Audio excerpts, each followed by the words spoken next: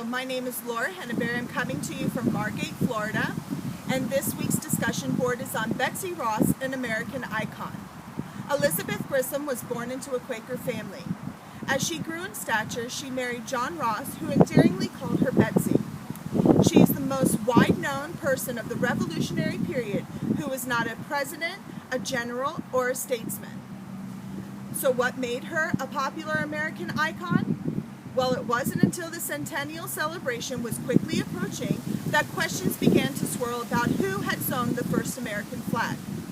Many came with their ideas, but William Canby of Philadelphia presented his grandmother's story to the Historical Society of Pennsylvania, along with 12 affidavits that backed his story. William was 7 years old when he was at the bedside of his dying grandmother, Betsy Ross, who claimed responsibility of the design and sewing of the first flag of the Union. The story, as he tells, continues.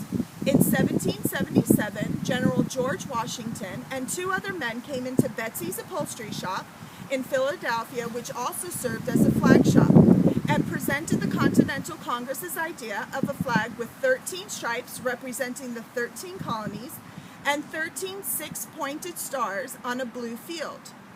Betsy took a look at the design and suggested to Washington to complete the stars with 5 points instead of 6, as it could be folded and single-snipped to be a 5-pointed star.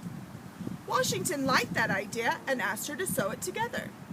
In Ulrich's study, an affidavit that was presented by Canby said that Betsy also laid out the dimensions of the flag.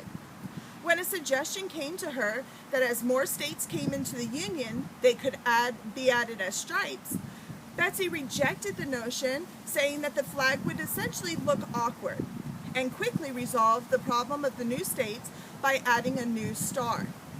As historians examine the story of Betsy Ross, the first thing that is noted is that there is no primary documentation regarding the first flag for the first 100 years, accepting or rejecting the idea that Betsy had sewn the first flag.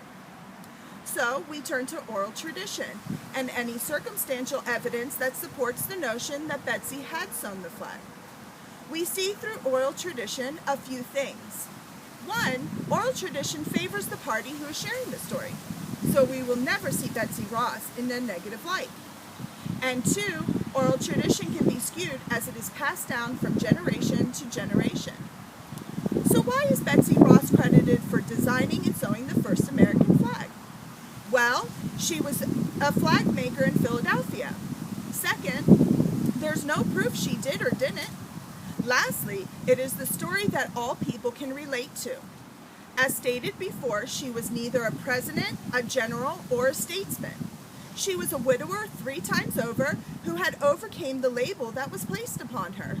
She showed an innovative spirit and noble character, and as Michael Frisch defined her, if George Washington was the father of our country, then surely Betsy Ross exists symbolically as the mother who gives birth to our collective symbol.